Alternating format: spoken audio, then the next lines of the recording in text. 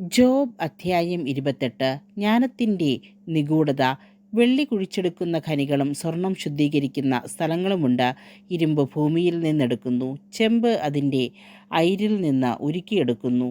മനുഷ്യൻ അന്ധകാരത്തെ വകവയ്ക്കാതെ കൊടുന്തമസിൻ്റെ അങ്ങേ അതിർത്തിയിൽ അയിരിനു വേണ്ടി തിരയുന്നു. മനുഷ്യവാസമുള്ള പ്രദേശങ്ങളിൽ നിന്ന് അകലെ താഴ്വരയിൽ അവർ ഖനികൾ കുഴിക്കുന്നു. അവരെ യാത്രക്കാർ വിസ്മരിച്ചുപോയി. അവർ മനുഷ്യരിൽ നിന്നകലെ ഖനികളിൽ കയറിൽ തൂങ്ങിക്കിടന്ന് പണിയെടുക്കുന്നു. ഭൂമിയിൽ നിന്ന് ആഹാരം ലഭിക്കുന്നു, എന്നാൽ അതിൻ്റെ അധോഭാഗം അഗ്നിയാൽ എന്ന പോലെ തിളച്ചുമറിയുന്നു. അതിൻ്റെ കല്ലുകൾക്കിടയിൽ ഇന്ദ്രനീലവും സ്വർണ്ണ തരികളുമുണ്ട്.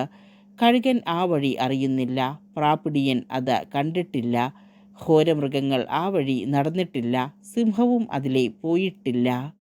മനുഷ്യൻ തീപ്പാറയിൽ കൈവയ്ക്കുന്നു, അവൻ പർവ്വതങ്ങളെ വേരോടെ മുറിച്ചു കളയുന്നു. പാറയിൽ അവൻ ചാലുകൾ കീറുന്നു, വിലപിടിച്ച ഓരോ പദാർത്ഥവും അവൻ്റെ കണ്ണിൽ പെടുന്നു.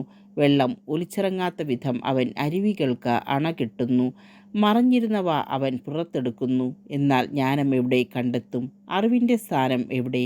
അങ്ങോട്ടുള്ള വഴി മനുഷ്യൻ അറിയുന്നില്ല. ജീവിക്കുന്നവരുടെ നാട്ടിൽ അത് കണ്ടുകിട്ടുകയുമില്ല. അഗാധത പറയുന്നു, അത് എന്നിലില്ല. സമുദ്രം പറയുന്നു, അത് ഇവിടെയില്ല. സ്വർണം കൊടുത്താൽ അത് കിട്ടുകയില്ല, വെള്ളി തൂക്കിക്കൊടുത്താലും അതിൻ്റെ വിലയാവുകയില്ല. ഓഫീർ പൊന്നും ഇന്ദ്രനീലവും ഗോമേദകവും അതിൻ്റെ വിലയ്ക്ക് തുല്യമല്ല. സ്വർണത്തിനും സ്ഫടികത്തിനും അതിനോട് സമാനതയില്ല. തങ്കം കൊണ്ടുള്ള ആഭരണങ്ങൾക്ക് വേണ്ടിയും അത് കൈമാറാൻ പറ്റുകയില്ല. പവിഴത്തിൻ്റെയോ പളുങ്കിൻ്റെയോ പേര് പറയുക പോലും വേണ്ട. ജ്ഞാനം മുത്തിനേക്കാൾ അമൂല്യമാണ്. എത്യോപ്യയിലെ പുഷ്യരാഗത്തെയും ഇതിനോട് താരതമ്യപ്പെടുത്തുക സാധ്യമല്ല. തങ്കം കൊണ്ടും അതിൻ്റെ വില നിശ്ചയിക്കാൻ കഴിയുകയില്ല. അപ്പോൾ ജ്ഞാനം എവിടെ നിന്ന് വരുന്നു? അറിവ് എവിടെ സ്ഥിതി ചെയ്യുന്നു? ജീവിക്കുന്നവരുടെ കണ്ണിൽ നിന്ന് അത് മറയ്ക്കപ്പെട്ടിരിക്കുന്നു. ആകാശപ്പറവകൾക്കും അത് അഗോചരമാണ്. നരകവും മരണവും പറയുന്നു, ഞങ്ങൾ അതേപ്പറ്റി കേട്ടിട്ടേയുള്ളൂ. അതിലേക്കുള്ള വഴിയും അതിൻ്റെ ആസ്ഥാനവും ദൈവമറിയുന്നു. എന്തെന്നാൽ അവിടുന്ന് ഭൂമിയുടെ അതിർത്തി വരെ കാണുന്നു, ആകാശത്തിന് കീഴിലുള്ളതെല്ലാം അവിടുന്ന് ദർശിക്കുന്നു.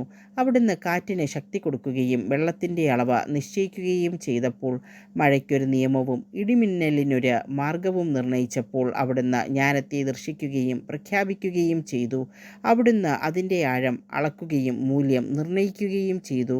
അവിടുന്ന് മനുഷ്യനോട് പറഞ്ഞു, ജ്ഞാനം കർത്താവിനോടുള്ള ഭക്തിയാണ്, തിന്മയിൽ നിന്ന് അകലുന്നതാണ് വിവേകം.